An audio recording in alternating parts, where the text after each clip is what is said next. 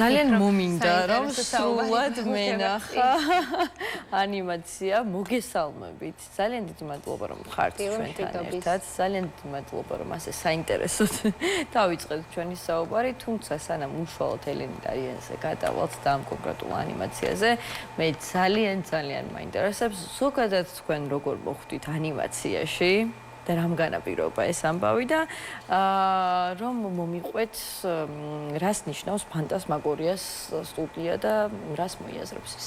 დილა მშვიდობის, მიხარია რომ თქვენთან ერთად ვიწყებ დილას, მადლობთ დაპატიჟებისთვის და კიდევ ერთხელ დარიანის გახსენებისთვის, იმიტომ რომ ეს დიდი ხანი აღარ შემიხედავს და ეხლა რომ გადავავლე თვალი ტრეილერს.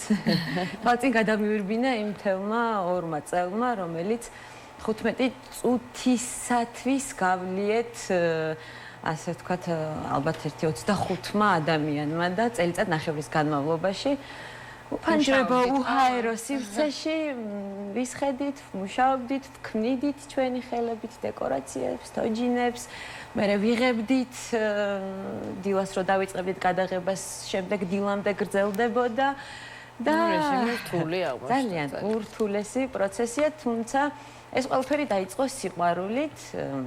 დაიწყო ალბათ წლების წინ, როდესაც დავამთავრე თეატრალური უნივერსიტეტი ანიმაციის მიმართულებით. თუმცა მე ჩემი გზა ჩამოშორდა ცოტა ხნით ამ ყველაფერს და მეც რატომღაც ტელევიზიაში აღმოჩნდი და ვმუშაობდი წლების განმავლობაში. ვმუშაობდი და ვიტანჯებოდი და ვგრძნობდი, რომ ეს ადგილი არ იყო ის, სადაც მე უნდა ყოფილიყავი და ნელ-ნელა ვიკრებდი ძალებს იმისთვის, რომ თავი დამეღწია. და დაბრუნებულიყავი, კი, ჩემი ბავშვობის ოცნებაში. ბავშვობაში თოჯინებით თამაში ძალიან მიყვარდა, თოჯინების გაცოცხლება ძალიან მიყვარდა და სხვათა შორის ტელევიზიაშივე მომიწია პატარა ანონსის გაკეთება პლასტელინებით stop motion-ის მიმართულებით, ასე ვთქვათ და აი იქ მივხვდი, რომ მორჩა ელენე, ახლა დროა, დატოვა აქაურობა და არ ვიცი, რაღაც ძალით უნდა გააცოცხლო ის, რაც შენი ჩანაფიქრია. მე ჩემს მეგობრებთან ერთად, რა თქმა უნდა, მეგობრები, რომლებიც თეატრალურმა შემძინა, მათთან ერთად აი ეს დასახული მიზანი არა, უკვე განზრახვა ვიცოდი, რომ ჩვენ გავაკეთებდით ისეთ პროდუქტს, რომელიც იქნებოდა ახალი სიტყვა ქართულ თანამედროვე თოჯინურ ანიმაციაში და ეს ასეც გამოვიდა. ელენე დარიანი, ახლა თქვენ რაც ნახეთ, აი მთლიანი ფილმის განმავლობაში პერსონაჟები მეტყველებენ დიალოგი გვაქვს, ეს ყველაფერი არის 3D პრინტერის მეშვეობით დაბეჭდილი და შესრულებული. თუმცა ეხლა ძალიან მარტივად ვლაპარაკობ ამაზე, იმიტომ რომ უკვე გაკეთებულია, მივახციეთ ამას. მაყურებელს რომ ყველაფერს ქმნით თავად დაწყებული თოჯინებით, დასრულებული სრული ნამუშევარით, რასაც შემდეგ უკვე მაყურებელი ხედავს, რამდენი ადამიანი მუშაობთ ხოლმე და ზოგადად ფანტასმაგორიაში რამდენი ადამიანი არის გაერთიანებული. დიახ, ეს არის მთელი ხიბლი, აი ამ პატარა ჯადოსნური სამყაროსი, რომ აქ არ არის ერთი ადამიანი, ღმერთი, ასე ვთქვათ, იმიტომ რომ აქ მთელი სისავსით გრძნობ გუნდურობას, თუ რამხელა ძალა აქვს და რა მნიშვნელობა აქვს გუნდს, იმიტომ რომ ერთი ადამიანი ვერაფერს ვერ გავა. შეიძლება ერთ ადამიანს ჰქონდეს იმხელა მუხტი და იცოდეს და ძალა რომ ეს უნდა გაკეთდეს და შემდეგ ეს ყველაზე გადავიდეს და აი ამ ძალით მე დაახლოებით 25-მა ადამიანმა ვიმუშავეთ სრულად, იმიტომ რომ საბოლოო ჯამში 55 ადამიანია ამ ფილმზე ჩართული თავისი მოსამზადებელი მე წარმოების და პოსტპროდუქციის ეტაპზეც, მაგრამ აი ძირითადი ადამიანების რაოდენობა, რომელიც წელიწად ნახევრის განმავლობაში მუშაობდით, იყო 25-მდე სტუდენტი. აი ეს არის ყველაზე მნიშვნელოვანი ამბავი და მივადექით ფანტასმაგორიას არსს. როდესაც მე და სოფომ დავაფუძნეთ ფანტასმაგორია, იმ თავითვე ვიცოდით, რომ ფილმს, რომელსაც ჩვენ გავაკეთებდით, ეს არ იქნებოდა მარტო ჩვენი სურვილების დაკმაყოფილება, ჩვენი სათქმელის, ჩვენი თვითგამოხატვის სფერო ან საგანი, იმიტომ რომ ჩვენ ყოველთვის გვაკლდა თეატრალურში ის შესაძლებლობები, დიახ, რაც ჩვენ შევქმნით დღეს სტუდენტებისთვის. მიზანი იყო ის, რომ ძალიან ბევრი ნიჭიერი ახალგაზრდა თეატრალურშიც, აკადემიაშიც და კიდევ სხვადასხვა სახელოვნებო, რა თქმა უნდა, და მათ არ აქვთ იმის შესაძლებლობა, რომ თუნდაც აი წარმოსახვაში წარმოსახული აქვს როგორ აკეთებს თოჯინას, დეკორაციას, უნდა თოჯინური ანიმაციის შექმნა, მაგრამ ტექნიკური რესურსი არ არსებობს. ჩვენ შევქმენით ეს სივრცე, სადაც ყველაფერია შესაძლებელი იმისთვის, რომ უბრალოდ აი იდეა გაქვს, მოხვიდე, შენი იდეა გამოთალო, სული შთაბერო და გააკეთო. ეს შევძელით ელენე დარიანის კეთების პროცესში. იმიტომ რომ სტუდენტები, რომლებიც ჩვენ მაშინ ავიყვანეთ, ქალაქ თბილისის მერის ფინანსური მხარდაჭერით სხვათა შორის და დღემდე გრძელდება ეს თანამშრომლობა ჩვენთან, აი სასწავლო კურსების სახით. იმიტომ რომ სამთვიან კურსებს ვახორციელებთ, ეხლაც მაგალითად ოქტომბრის ბოლოს ვიწყებთ კურს თოჯინის ანიმირებაში, თოჯინის დეკორაციისა და ოპერატურა განათების შესწავლაში. ამ ყველაფრის შემდეგ მათ დასაქმებასაც ხელს უწყობთ. დასაქმება ცოტა ხმამაღალი ნათქვამი იქნება. მონაწილეობის მიღებას თქვა ამ პროექტებში. გეტყვით. 3 თვის განმავლობაში აი ადამიანი რომელიც საერთოდ ადამიანს რომელსაც საერთოდ შეხება არ ქონია ანიმაციასთან ეხლა აი წინა გასაგაზაფხულო შედეგი გვაქვს უკვე რომ დამოუკიდებლად შეძლეს თავიანთი პროექტების გადაღება. კი, ეს არის რაღაცა 20 წამიანი, 1 წუთიანი, ერთ-ერთი სტუდენტის ნამუშევარი იმდენად შეკრული ფილმი გამოვიდა, რომ გადავწყვიტეთ მე და სოფომ ჩემმა პარტნიორმა, მისთან ერთადაც მაქვს დავაფუძნე სტუდია. ფესტივალებზე ვაგზავნით ახლა იმ ფილმს. ჯერ ვერ გავასაჯაროებთ, მაგრამ საფესტივალო ცხოვრება რომ დასრულდება, აუცილებლად გავიხილავთ. რასაკვირველია, ჩვენ Facebook გვერდზე და Instagram-ზე ყოველთვის ვდებთ ჩვენს შედეგებს სტუდენტების ნამუშევრებს და ძალიან დიდი გამოხმაურება თვითონ ახალგაზრდებისგან და ღმერთო ეს რა ხდება ჩვენ სივრცეში რომ პატარა ლაიკა სტუდია საქართველოშიც არსებობს, იმიტომ რომ ნუ ლაიკა ერთ-ერთი ასე ვთქვათ თოჯინური ანიმაციის სფეროში, ასე ვთქვათ მეტრი და დიდი სტუდია, რომელიც რა თქმა უნდა ჩვენი შთაგონების წყაროც აღმოჩნდა და იყო, იმიტომ რომ ესეთი დახვეწილი ვიზუალი აქვს და ყველაფერს ისე დახვეწილად აკეთებენ, რომ რაღაცნაირად ვუყურებდი მქონდა განზრახვა, რომ აი მეტი ვერა, მაგრამ ნაკლები არ უნდა იყოს. თუმცა სამომავლოდ შეიძლება რომ მეტიც იყოს, რატომაც არა. ელენე, საინტერესოა ალბათ ყველა ადამიანის დამოკიდებულება თავად ელენე დარიანზე სხვადასხვანაირია და სხვადასხვანაირი აღქმა ამის გარშემო. თქვენთვის ვინ არის ელენე დარიანი?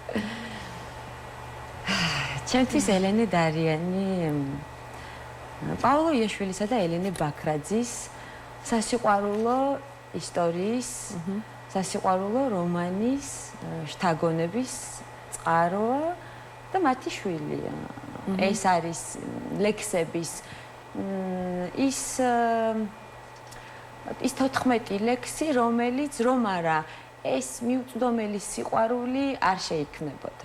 რომ არა ეს გრძნობა ასეთი ქალური ვნებებით გაჯერებული ლექსები, რომელიც ქალის ტანჯვას, მონატრებას, არ ვიცი, თუნდაც მარადიულ სიყვარულს, რომელიც ხო რა არის, მარადიული სიყვარული, რომელიც მუდამ მონატრებაშია, შესაძლოა ასეც იყოს. ამ სიყვარულზე ყვება ელენე დარიანი. ეს არის ჩემთვის. უდავთ, მოდით ფესტივალები ახსენეთ თქვენ და კონკრეტულად ელენე დარიანის საფესტივალო ცხოვრებაზე რომ მოგვიყვეთ.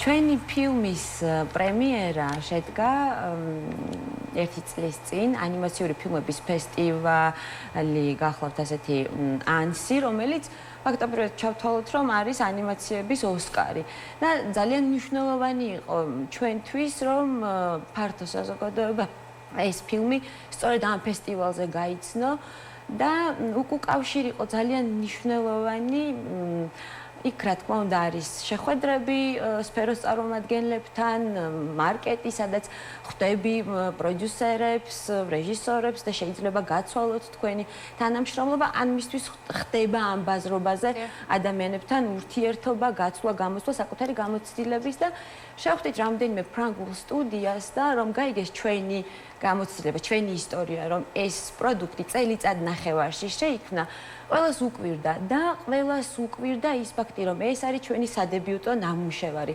ნუ თუ ეს პირველი ნამუშევარი ასეთი მაღალი ხარისხის გამოგივიდათ. ხო, ასე მოხდა. რატომ გამოგვივიდა? ეს ალბათ იმას უნდა მოვკითხოთ, რომ ვართ ქართველები. ქართველებს გვაქვს ცნობებლად იბრძნობა თქვენი სიყვარული ამ საქმის მიმართ და ალბათ თქვენს უკან დანარჩენი 24 ადამიანისა. თქვენ ხუმრობით ამბობთ, რომ ელენე ემიგრაციაში წავიდა. რას გულისხმობთ ესეც რომ გითხრათ, ვიდრე სამომავლო გეგმებზე გადავალთ? ხო, აი ფესტივალებზე საუბარი რომ დავიწყეთ, პირველი იყო საფრანგეთში და გაზაფხულზე ვიყავით ნიდერლანდებში მიწვეული Go-Short ესეთი ფესტივალი გახლავთ და ყველა ფესტივალზე რა თქმა უნდა ელენეთან დაგვყავდა, იმიტომ რომ ძალიან მნიშვნელოვანია მე მაყურებლისთვის სულ სხვა შთაბეჭდილებას ტოვებს, როდესაც ფილმი სრულდება და მე ელენეს უშუალოდ ხედავენ ეხებიან, შეიძლება ფოტო გადავიღოთ, ну, აი, რაღაცა მსახიობს რომ შეხვდები ფილმის დასრულების შემდეგ, იგივე განცდა.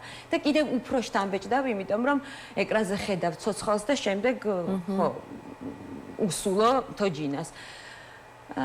უკან დაბრუნებისას დავკარგეთ ბარგი და ახლა ხუმრობით ვამბობთ, რომ ელენე ევროპაში დარჩა და წავიდა თავის გზას გაუყვა ემიგრაციაში, საიდანაც ჩამოვიდა. ელენე დარიანის ძალიან ემოციური მომენტი იქნება, როცა გაიაზრეთ, რომ ელენე აღარ ჩამოყვათ. ხო, აღარ ჩამოყვათ, თუმცა ამას მეორე კუთხით რომ შევხედოთ, ეს ნიშნავს იმას, რომ რაღაცის დასასრული, რაღაცის დასაწყისია და ელენემ თავისი წასვლით ჩვენ ის მუხტი დაგვიტოვა, რომ ახალი უნდა დაიბადოს და ჩვენ წარსულს არ მივწერით. მას თავისი ცხოვრება აქ დარწმუნებული ვარ. იმიტომ რომ საქართველოშიც აი მე-20 საუკუნის დასაწყისში ეს ლექსები როგორც შემოვიდა, ხო ზუსტად ევროპიდან შემოვიდა ეს წერის სტილი, ეს მანერა, ეს თავისუფალი შინაგანი თვით გამოხატვის სითამამე, ხო და ვფიქრობ, რომ დღესაც არ გვაწყენს ეს სითამამე გაგრძელდეს და ელენე და ბოლოს მაყურებელს რო უთხრეთ, როდის შეძლებს ქართველი მაყურებელი ელენე დარიანის ნახვას? ქართველი მაყურებელი აუცილებლად შეძლებს ნახვას, ფართო მაყურებელი ონლაინ, როდესაც დასრულდება საფესტივალო ცხოვრება და ეს კიდევ ერთ წელს გასტანს, თუმცა ჩვენ სადღაც ზამთრისკენ ვგეგმავთ თბილისი ფექტორის ტერიტორიაზე ამ ფილმის ჩვენებას და რამდენიმე დღე კი რასაკვირველია ექნება მაყურებელს შესაძლებლობა რომ მიიღოს სიახლეებით უღმესი მადლობა უნდა გითხრათ სტუმრობისთვის საინტერესო საუბრისთვის შევახსენებთ მაყურებელს ელენე დარიანის საფესტივალო ცხოვრებაზე საუბრობდით ელენე თავაძე ანიმაციური ფილმების რეჟისორი სტუდია ფანტასმაგორიას თანადამფუძნებელი სტუმრობდა აღნიშნულ თემაზე